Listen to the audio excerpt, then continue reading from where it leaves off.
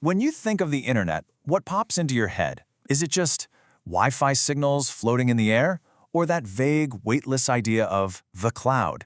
Well, the reality is so much more physical, it's more massive, and right now it's the subject of this huge technological battle being fought in the deepest oceans and the highest orbits.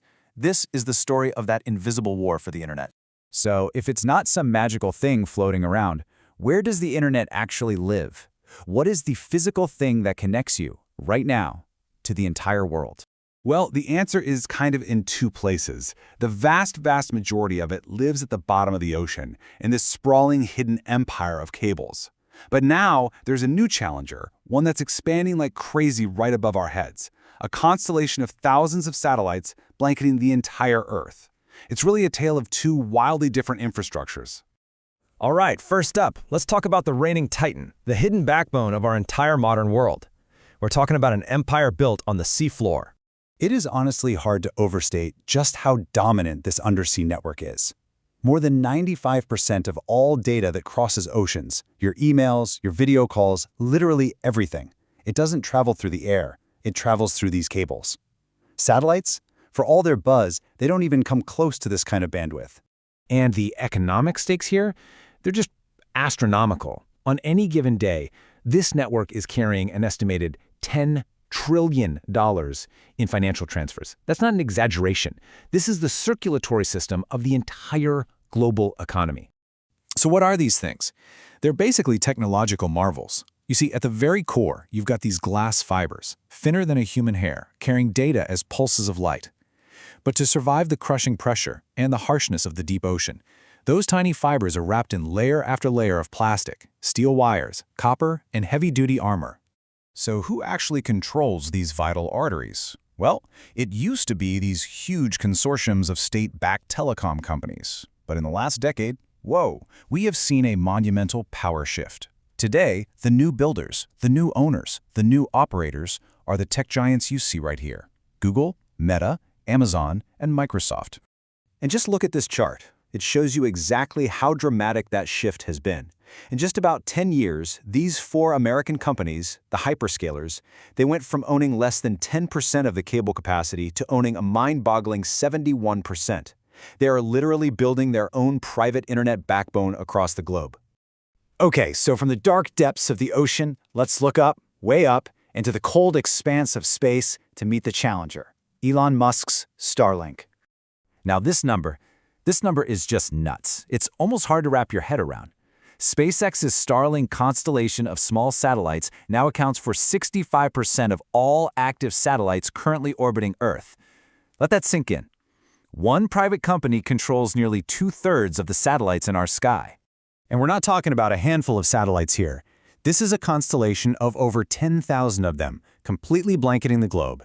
It's a privately owned mesh of infrastructure wrapping the entire planet, and they plan to expand to 15,000 or even more. So what's Starlink's killer app? What's its secret weapon? Well, it's space lasers. Seriously. They call it inter-satellite links, or ISLs. And instead of just bouncing a signal from Earth up to a satellite and back down again, the satellites can now talk directly to each other at incredible speeds using lasers. Here's how it works. Your data gets beamed up to the nearest satellite. That satellite then shoots it with a laser to the next satellite and then the next and so on at speeds up to 200 gigabytes per second. Your data can literally cross an entire ocean in space before it ever has to come back down to a ground station. This can actually cut down on lag time compared to the winding paths of undersea cables. Okay, this all sounds pretty amazing, right? But, and this is a big but, here's the central conflict. For all their power, both of these massive systems, the one under the sea and the one in the stars, are incredibly fragile. And what's really fascinating is how different the threats are for each system. For the subsea cables, the dangers are surprisingly, mundane. You've got fishing boats, ship anchors, and earthquakes. But for Starlink, the threats feel like they're ripped straight out of a science fiction movie. Space debris, solar flares, and the terrifying possibility of a cascading orbital failure. So let's look closer at that undersea threat. For all their importance, a deep-sea cable is only about as thick as a garden hose. And get this, on average, something breaks a cable somewhere in the world about 4 times a week. About 70% of these incidents are completely accidental, just fishing nets and anchors dragging on the seafloor. And because the cables have to converge in these narrow geographic choke points, they create these perfect consolidated targets for sabotage.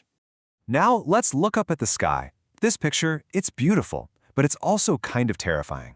Those streaks are Starlink satellites, and they show just how crowded our orbit is becoming. In fact, space safety experts now consider Starlink the #1 collision hazard in Earth's orbit. And the scale of this risk? It is absolutely staggering. In just one 6-month period, Starlink satellites had to perform around 50,000 maneuvers to avoid crashing into something. A single failure, a single collision, could create a cloud of debris that triggers more collisions, a nightmare chain reaction known as the Kessler syndrome, which could make entire orbits unusable. And because the whole thing is controlled by software, a single bad update could, in theory, take down the entire network all at once.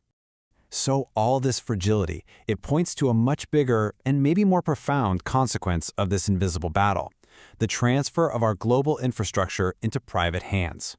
And this quote, it just hits the nail on the head. The decisions being made in a corporate boardroom in California, where to lay a new cable, who gets access to that data, those decisions now have direct geopolitical consequences for entire nations around the globe.